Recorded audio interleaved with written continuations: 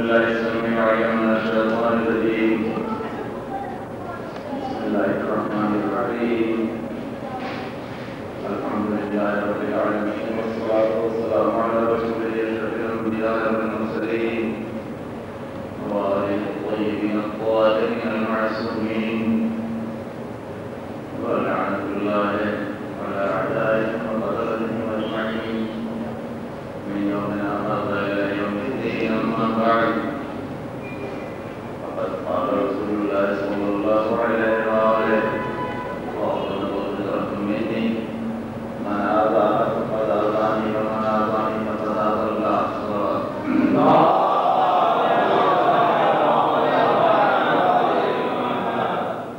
حضرت رسول صلی اللہ علیہ وسلم کا ارشاد گرامی ہے کہ فاطمہ میرا ایک ٹکڑا ہے جس نے فاطمہ کو اذیت پہنچائی، اس نے مجھ کو اذیت پہنچائی، اور جس نے مجھ کو اذیت پہنچائی اس نے اللہ کو اذیت پہنچائی۔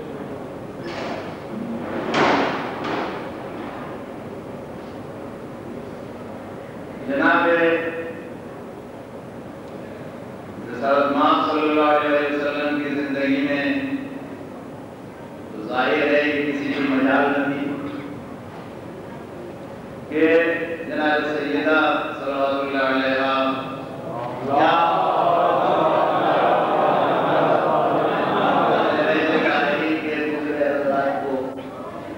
اذیت پہنچاتا یا اذیت پہنچانے کا بیان بھی نہیں ملا سکتا، لیکن 3-3.5 مہینہ جو رسول اللہ صلی اللہ علیہ وسلم کے بعد جناب سیدہ کی زندگی گزری، وہ اول سے آخر تک مصیبتوں اور جان بوجھ کر پہنچائی ہوئی اذیتوں کا ایک نہ ختم ہونے والا سلسلہ تھا۔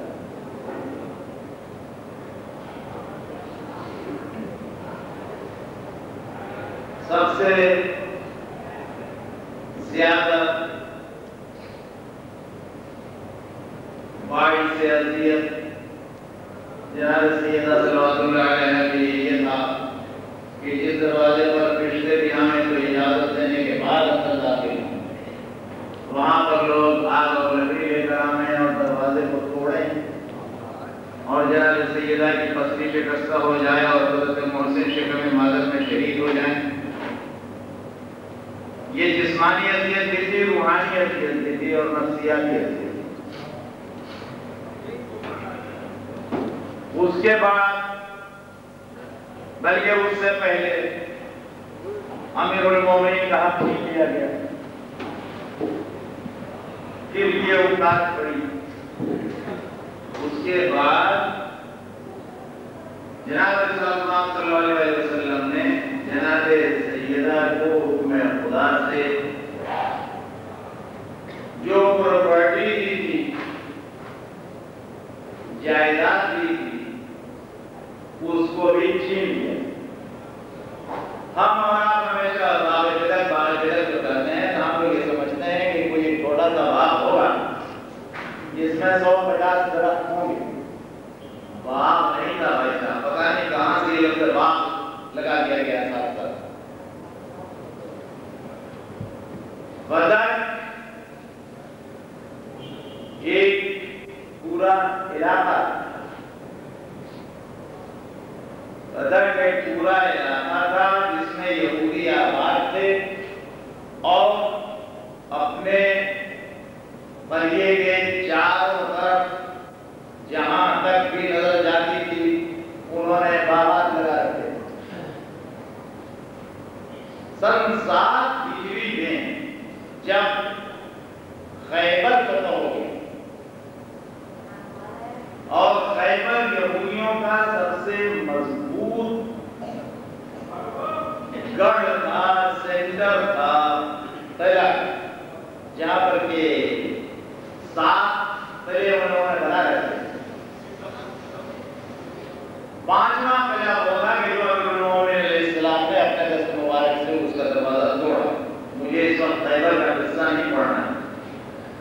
تو جب پہلے خاموش کا دروازہ ٹوٹا اور مسلمان اس میں داخل ہو گئے تو خیبر کے یہودیوں نے دیکھا کہ اب مقابلہ کرنا ناممکن، تو وہ لوگ آئے اور غور کریں یہ جیتی ہوئی جنگ ہے، لیکن رسول اللہ صلی اللہ علیہ وسلم کہاں تک آپ صلح اور آشتی کا خیال رکھتے تھے؟ آپ اس کا اندازہ کریں کہ یہودی ہار چکے ہیں، شکست پا چکے ہیں، صرف 2 قلعہ چھوڑا ان کے پاس تھا، لیکن وہ آتے ہیں ہم یہ کہتے ہیں ہم چاہتے ہیں کہ آپ ہم سے صلح کریں۔ رسول اللہ نے فرمایا کہ بہتر،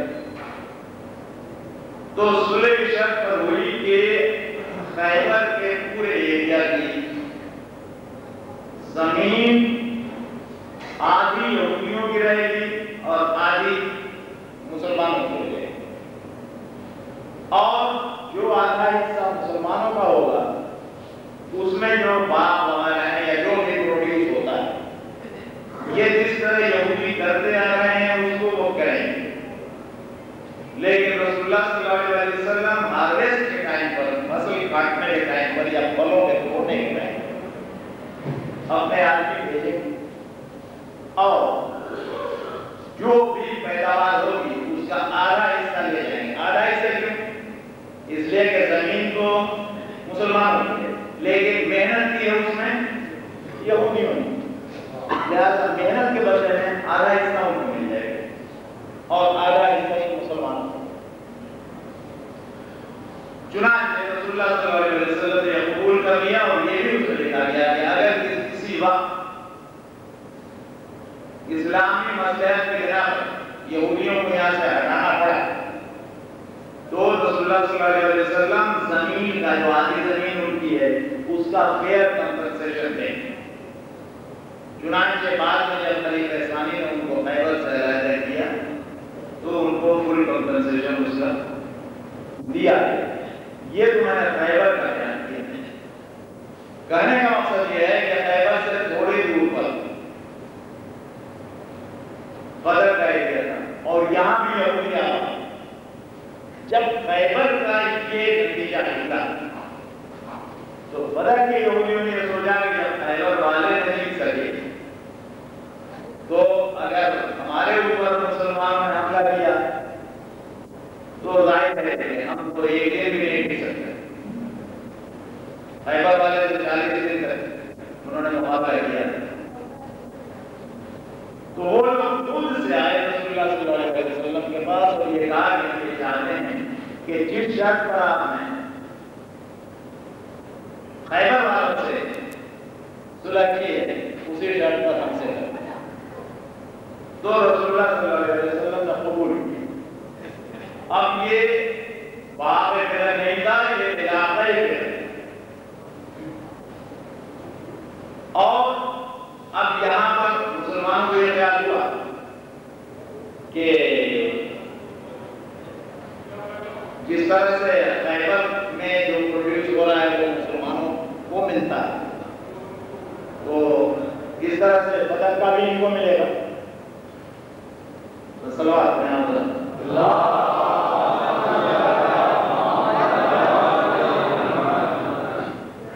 تو اس وقت یہ آیت نازل ہوئی، یہ سورہ حشر کی آیت ہے۔ وما افاء اللہ علی رسولہ منہم فما اوجفتم علیہ من خیر ولا رکاب ولکن اللہ یسلط رسولہ علی من یشاء واللہ علی کل شیء قدیر۔ جو کچھ اللہ نے اپنے رسول کو دلوا دیا تو تم تو وہاں نہ گھوڑے پر سوار ہو کر گئے تھے نہ اونٹ پر سوار ہو کر گئے، مطلب یہ کہ لڑنے کے لیے تم نہیں گئے، اللہ نے اپنے رسول کو دلوا دیا۔ تو خدا اپنے رسولوں کو جس پر چاہتا ہے غالب کر دیتا ہے اور مسلط کر دیتا ہے، اور اللہ ہر چیز پر قادر ہے۔ ما افاء اللہ علی رسولہ من اہل القری فللہ وللرسول ولذی القربى والیتامى والمساکین وابن السبیل۔ جو کچھ اللہ نے اپنے رسول کو ان گاؤں والوں سے دلوایا تو وہ اللہ کے لیے ہے اور رسول کے لیے اور رسول کے ذی القربى کے لیے اور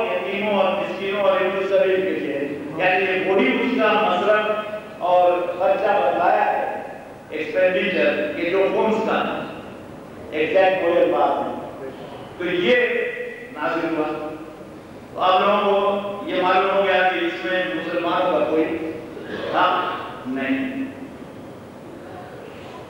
جب کچھ دن گزر گئے تو جبریل امین نے آ کر کے یہ آیت پڑھ کر سنائی، وَآتِ ذِی الْقُرْبَىٰ حَقَّهُ، اپنے رشتہ داروں کو ان کا حق دے دیے.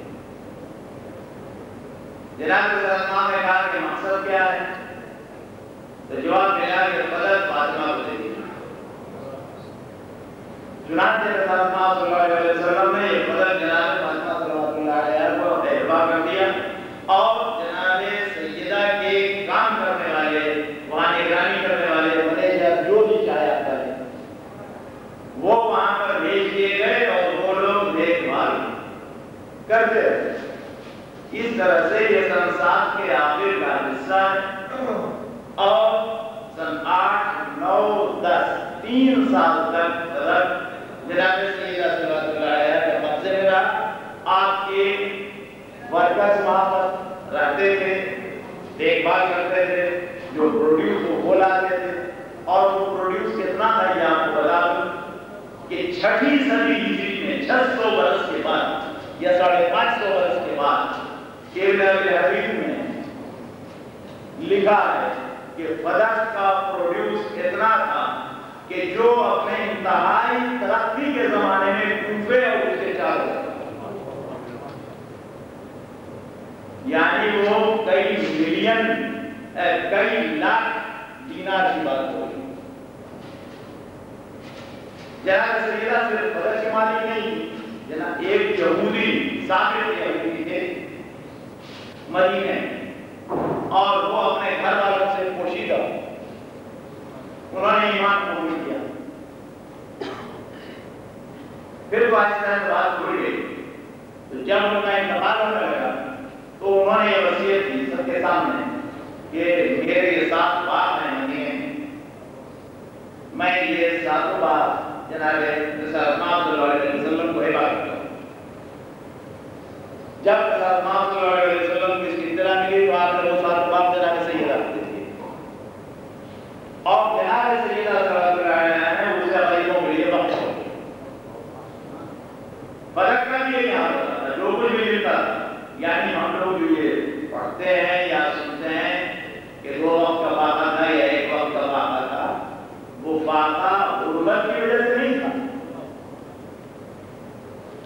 وہ فاقہ اس لیے نہیں تھا کہ غریب تھے اور کوئی ہاتھ میں ہنر نہیں تھا اور کام کرنا نہیں چاہتے تھے، اس لیے غربت میں زندگی بسر ہو رہی.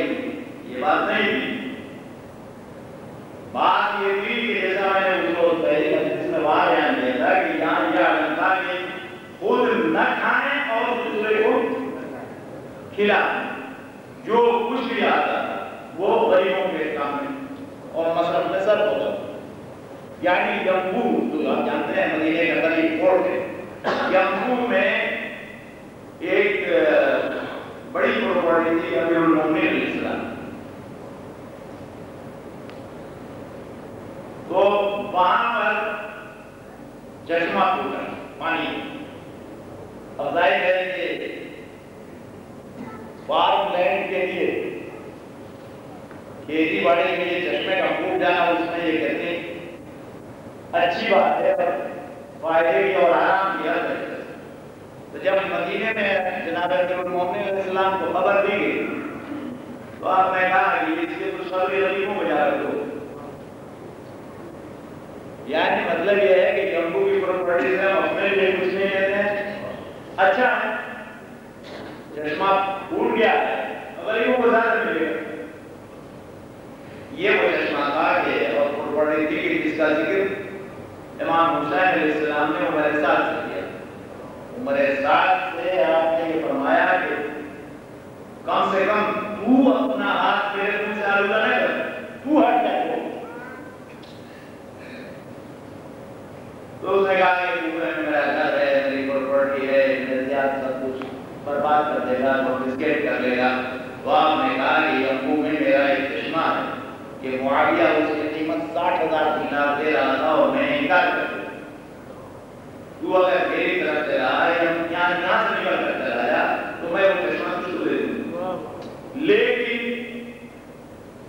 جس کی قسمت میں جہنم کی آگ میں چلنا بھول گئے کسی لالچ میں آ گئے اور یہاں 60,000 سے زیادہ کی مالیت کی پراپرٹی دی جا رہی ہے اور تمہارے ساتھ انکار کیا. باقی منصوبات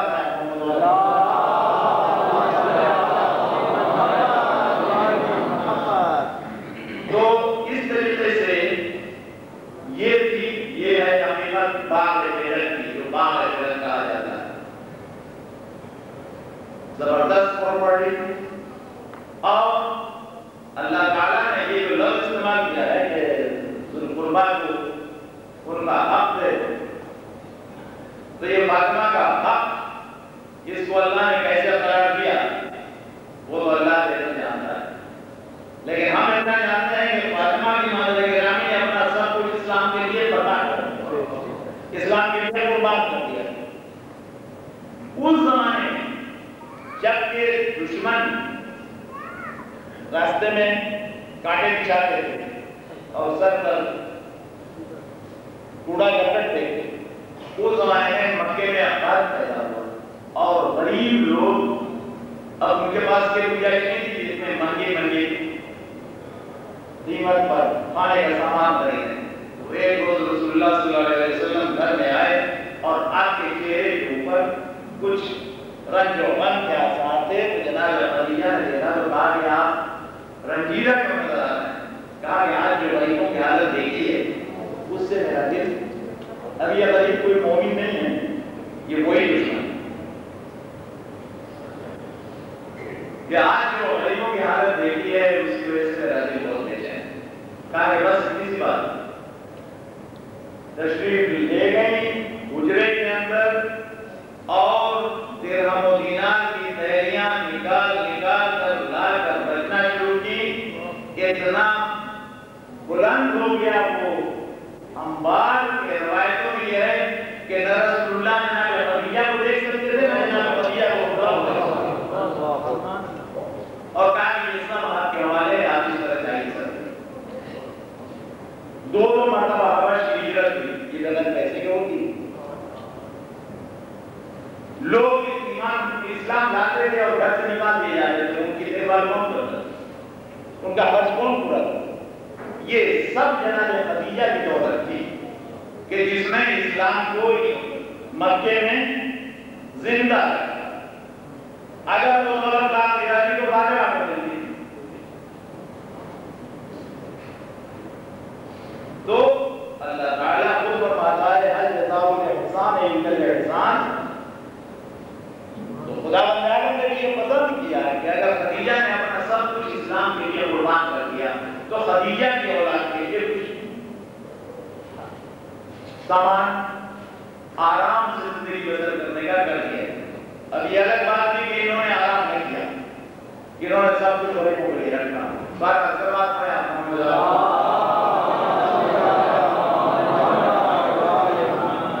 اب پہلے میں مختصر واقعات بیان کروں. آدمی بھیجے گئے کہ جنہوں نے جناب سیدہ کے ورکرز کو مارکیٹ کے وہاں سے نکال دیا اور اس جگہ پر قبضہ کر لیا. جناب سیدہ صلوات اللہ علیہا اس کی شکایت کرنے کے لیے مسجد میں پہنچے اور یہ بیان کیا کہ یہ میرے بابا نے مجھے بات کی. میں کمنٹس بات کروں گا، پہلے واقعات بیان کروں. کہا گیا کہ آپ گواہی لیں. آپ نے گواہی میں پیش کیا امیر المومنین علیہ السلام کو اور ام ایمن کو اور حسنین. کہا گیا کہ ام ایمن عورت ہیں تو ان کی گواہی آدھی ہوئی، حسنین ہمارے شوہر ہیں وہ اپنے فائدے کی بات کریں. جب اس طرح جناب امیر المومنین اور حسن نے سب کی عزت کو خاک میں ملانے کی کوشش کی تھی، اس کے بعد جب جناب سیدہ نے کہا کہ اچھا تو میرے بابا کی میراث اگر انہوں نے حفاظت نہیں کیا تھا تو ان کی ملکیت تھی، تو میراث کے حساب سے مجھے ملنا چاہیے. اب یہ ٹیڑھا معاملہ تو خلیفہ اول نے یہ فرمایا کہ میں نے سنا ہے رسول کو یہ کہتے ہوئے کہ نحن معاشر الانبیاء لا نرث ولا نورث ما تركناه صدقہ. ہم معاشر انبیاء، ہم انبیاء کے گروہ، نہ تو ہم کسی کے وارث ہوتے ہیں نہ کوئی ہمارا وارث ہوتا ہے. جو کچھ ہم چھوڑ دیں وہ صدقہ ہوتا ہے.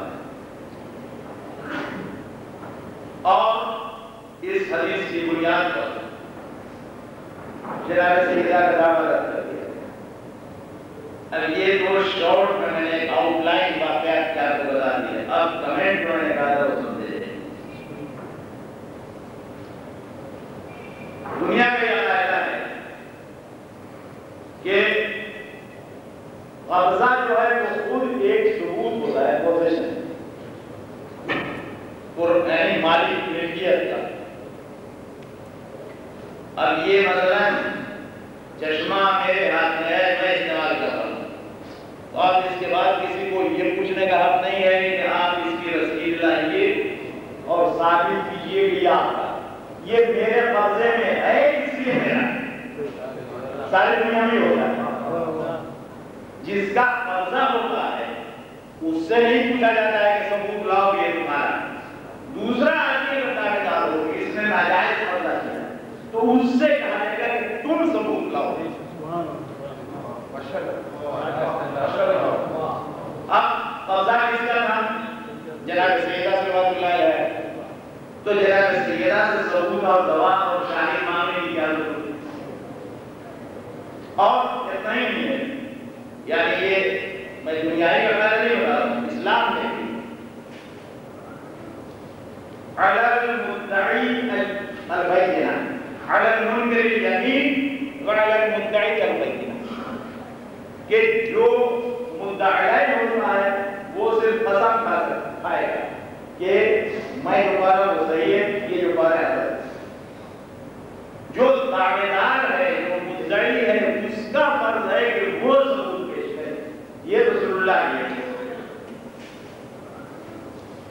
علی المدعی البینہ علی المنکر الیمین وعلی المدعی البینہ، کہ جو مدعی ہوتا ہے وہ صرف قسم کھائے گا کہ میں جو پا رہا ہوں وہ صحیح ہے، یہ جو پا رہا ہے.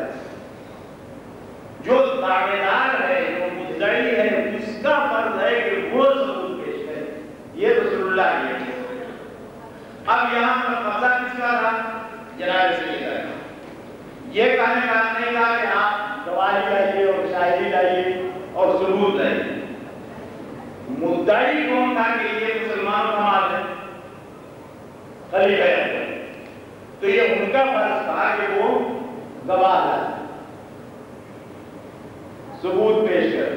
انہوں نے ثبوت میں پیش کی ایک حدیث کہ جس کے بارے میں وہ اردو کی مشہور مسئلہ اونٹ تیری قوم کا رسید، وہ حال ہے. اس میں کس چیز پر تبصرہ کیا جائے اس حدیث کے بارے میں کروں گا. اب ان کا یہ کہنا ہے کہ انہوں نے رسول سے سنا. سوال یہ ہے کہ دنیا میں کوئی شخص کبھی خواب میں بھی یہ سوچ سکتا تھا کہ ابو بکر رسول کے وارث ہوں گے؟ رسول کے وارث ہوتے تو کون ہوتے؟ جناب سیدہ ہوتی، رسول کی بیویاں ہوتی، یا اگر یہ بھی نہ ہوتے تو رسول کے چچا ہوتے، رسول کے چچا دار بھائی ہوتے، بنی ہاشم کے لوگ ہوتے. اب یہ کون سی منطق تھی رسول اللہ صلی اللہ علیہ وسلم کہ جو لوگ وارث ہو سکتے تھے ان کو نہیں بنایا. فاطمہ سے نہیں کہا کہ میرے بعد تم دعویٰ مت کرنا.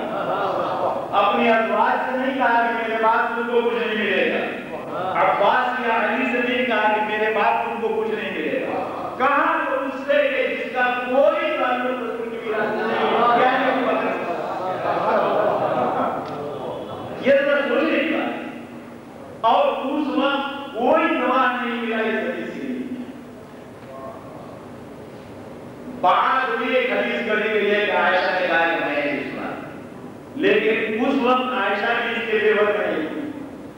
چنانچہ تمام ازواج رسول نے انکلوڈنگ عائشہ عثمان کو اپنا وکیل بنا کے بھیجا ابو بکر کے پاس کہ ان سے جا کے کہو کہ ہمارا حق دیں میراث میں. اس کا مطلب یہ کہ عثمان بھیجے، ان کو بھی نہیں معلوم تھا کہ رسول کا کوئی وارث نہیں ہوتا.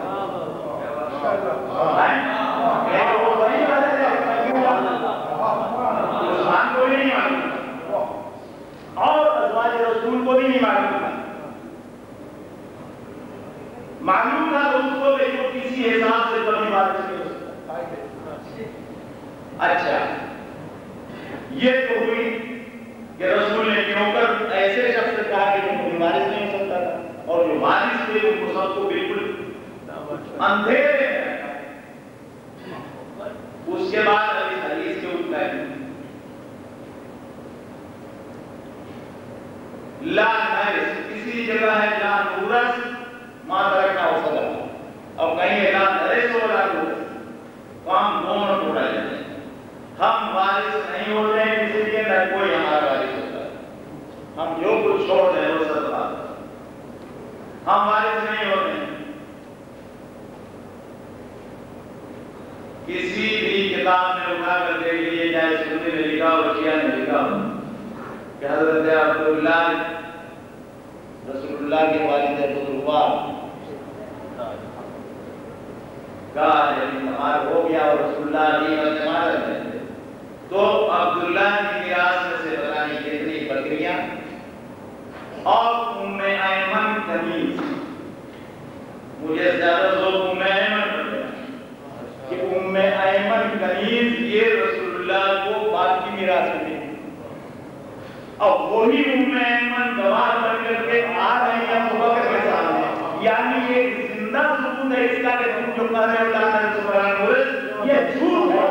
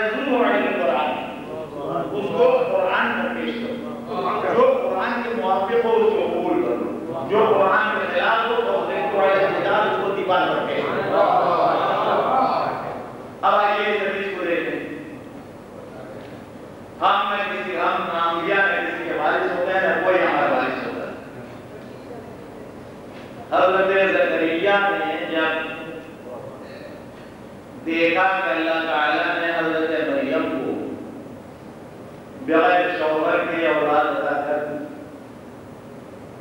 تو بہرحال انسانی فطرت ہے بزرگی میں ذرا اتنا خفیہ جب وہ چپکے چپکے اللہ کو پکار رہے تھے. چپکے چپکے اس لیے کہ وہ 90 برس کی عمر میں اگر اولاد کی دعا کریں گے تو ہنسیں گے، اس لیے اب چپکے چپکے خدا سے قال رب انی